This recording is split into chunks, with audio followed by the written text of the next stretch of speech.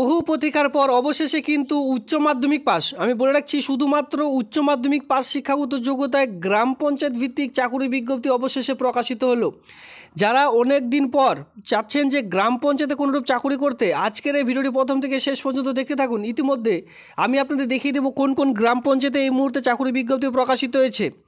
সবার প্রথমে দেখুন এই নোটিশটিতে আমি চলে এসেছি সমষ্টি উন্নয়ন ও নির্বাহী, এর সঙ্গে দেখতে পারবেন অধিকারিকের কার্যালয়, অনস্ক্রিনে দেখতে পাচ্ছেন অধিকারিকের কার্যালয়, যেটা কিন্তু রাজ্য সরকারের যে পঞ্চায়েত সমিতি রয়েছে সেই পঞ্চায়েত সমিতির পক্ষ থেকে আপনাদের এলাকার গ্রাম পঞ্চায়েতে ইতিমধ্যে গ্রাম পঞ্চায়েত ভিত্তিক কর্মী নিয়োগের একটি নতুন চাকরি বিজ্ঞপ্তি এই মুহূর্তে প্রকাশিত হলো।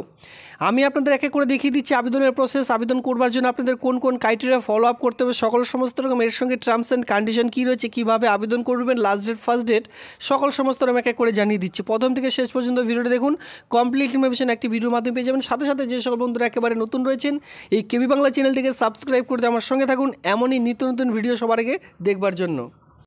এখানে আমি আগে বলে রাখি, যারা বিশেষ করে এই যে আজকের যে গ্রাম পঞ্চায়েত ভিত্তিক আবেদনটি করতে চাচ্ছেন, যেই সকল গ্রাম পঞ্চায়েতের নামের লিস্ট দেখাবো সেই সকল গ্রাম পঞ্চায়েত থেকেই শুধুমাত্র আবেদন করা যাবে।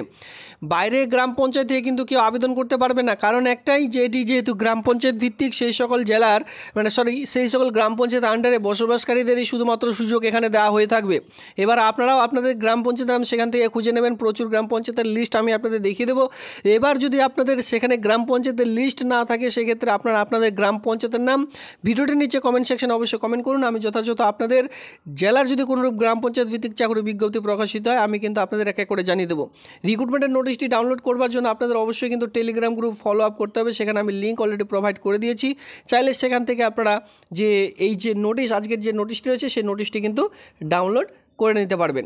আর আজকে যে রয়েছে সেটা কিন্তু অফলাইনের মাধ্যমে আপনাদের জমা করতে হবে। কোথায় জমা করবেন? আপনাদের যে বিডিও অফিস রয়েছে সেই ব্লক অফিসে গিয়েই কিন্তু ফর্মটি জমা করতে হবে। আর এখানে কোনোরূপ যেহেতু এমার্জেন্সিভাবে খুব শীঘ্রই নিয়োগটি করতে চলেছে, এখানে কিন্তু রিটেন টেস্ট থাকছে না, শুধুমাত্র ইন্টারভিউর ভিত্তিতে পুরো প্রসেসটিকে এখানে কমপ্লিট করতে চলেছে। এখানে কিন্তু লিখিত এক্সাম নেই, শুধুমাত্র যেটা ভেবা ভায়াস হবে, ঠিক আছে, ইন্টারভিউর মাধ্যমেই কিন্তু পুরো প্রসেসটিকে এখানে কমপ্লিট করতে চলেছে।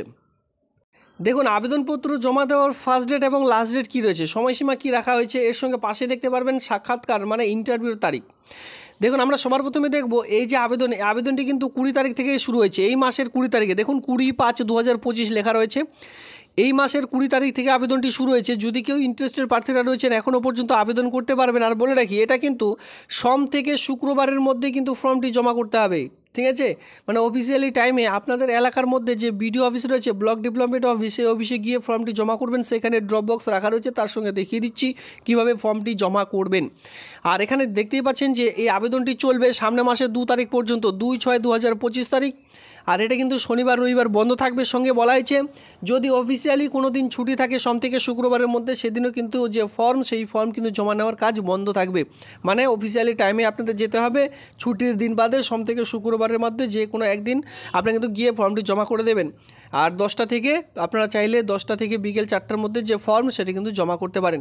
এবার পাশে দেখে নেব আমরা এই যে ফর্মটি লাস্ট ডেট তো আমরা দেখে নিলাম। এবার এখানে দেখতে পাচ্ছেন সাক্ষাৎকার ইন্টারভিউর যেটা তারিখ, ইন্টারভিউ আপনাদের কত তারিখে রয়েছে। আমি কারণ ভিডিও শুরুতে বলে দিয়েছি যে ইন্টারভিউ যেটা আপনারা জমা এক কথায় ইন্টারভিউ যেটা দিতে পারবে সেটা কিন্তু আপনাদের 11/6/2025 লাস্ট ডেট আমি বলে দিয়েছি। 2 তারিখ পর্যন্ত আবেদন করা যাবে। এরপরে সেই মাসে এই 11 তারিখে কিন্তু আপনাদের যে ইন্টারভিউ সেটা কিন্তু শুরু হয়ে যাচ্ছে। ইন্টারেস্টেড প্রার্থীরা এই তারিখের মধ্যে কিন্তু আপনাদের ইন্টারভিউ দিতে হবে। 11/6/2025 তারিখের মধ্যে আপনাদের ইন্টারভিউ কমপ্লিট করতে হবে, যেখানে আমি বলে দিয়েছি 11টা থেকে বিকেল 5টার মধ্যে যে ফর্ম সেই সকল ফর্ম কিন্তু জমা নেওয়ার কাজ এখানে চলবে।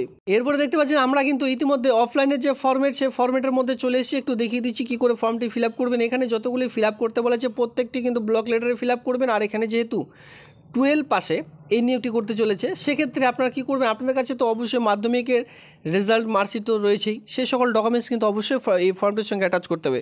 প্রথমে দিলেন মাধ্যমিকের এডমিট, মাধ্যমিকের মার্কশিট, এরপরে কিন্তু এইচএসের আপনারা কিন্তু রেজাল্ট যেটা রয়েছে রেজাল্টের সঙ্গে সার্টিফিকেট দেবেন, ঠিক আছে। এইভাবে করে এক এক করে সাজাবেন। তো প্রথমে বলা হয়েছে নেম অফ দ্য ক্যান্ডিডেট, এখানে আপনার পুরো নেম বসিয়ে দিতে হবে, যেটা কিন্তু 10 স্ট্যান্ডার্ডের যে অ্যাডমিট কার্ড সেই সকল দেখে ফিল করবেন। আর ব্লক লেটারে ফিল আপ করবেন আপনার নামটি দেওয়ার পর নেম অফ দ্য সভানেত্রী, আপনার যে সভানেত্রী রয়েছে সেই সভানেত্রীর নাম, এরপরে আপনার অ্যাড্রেস আপনার পুরো ঠিকানা, এই ঠিকানাটি বসাতে হবে। আধার কার্ড অথবা আপনার কাছে যে ভোটার কার্ড রয়েছে সেই কার্ডটা দেখে এখানে কিন্তু আপনারা ফিল করবেন। এরপরে দেখুন পার্মানেন্ট অ্যাড্রেস আপনাদের দিতে হবে। এরপরে দেখতে পাচ্ছেন আপনার যে ডেট অফ বার্থ রয়েছে মাধ্যমিকের অ্যাডমিট কার্ডে, সেটা ডেট মান্থ ইয়ার একে করে ডেট মান্থ ইয়ার একে করে বসিয়ে দিলেন।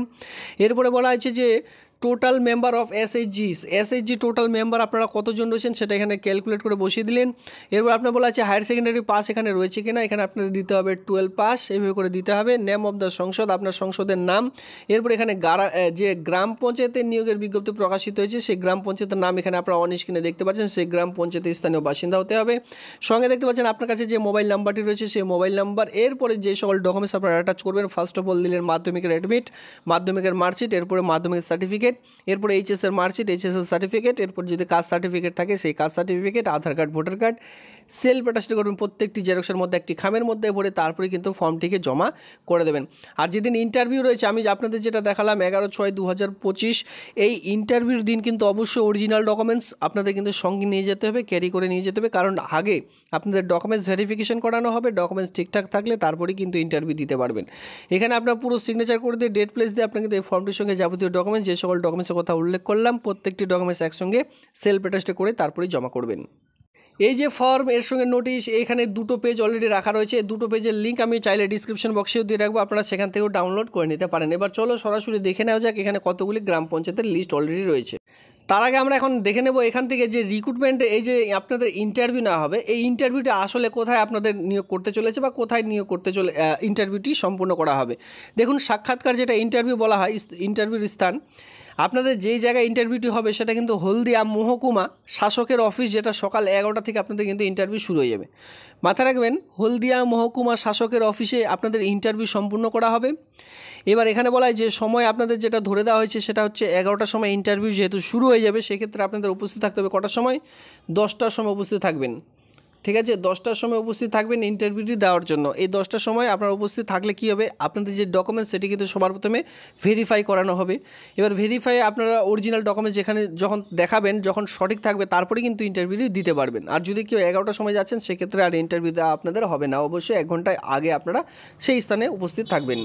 দেখুন, যেই সকল গ্রাম পঞ্চায়েতের নাম এখানে রয়েছে, গড়চক্র বেরি, এর সঙ্গে কালীচরণপুর, এই সকল গ্রাম পঞ্চায়েতে যারা রয়েছেন, বিশেষ করে নন্দীগ্রাম 1 ব্লকের আন্ডারে, তারাই শুধুমাত্র এখানে আবেদন করতে পারবেন।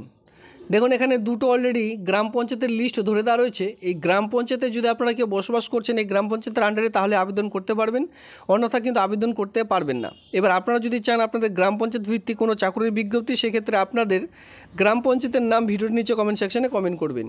আর এখানে বলে রাখি, এখানে কিন্তু আবেদন করার জন্য কিছু গুরুত্বপূর্ণ তথ্য বলা হয়েছে, যে এখানে আবেদন করার জন্য অবশ্যই উচ্চ মাধ্যমিক পাস উত্তীর্ণ হতে হবে। দেখুন, এখানে বলা হচ্ছে উচ্চ মাধ্যমিক বা তার থেকে যদি হায়ার কোনো রকম কোয়ালিফিকেশন থেকে থাকে সেটা কিন্তু অ্যাটাচ করতে পারেন।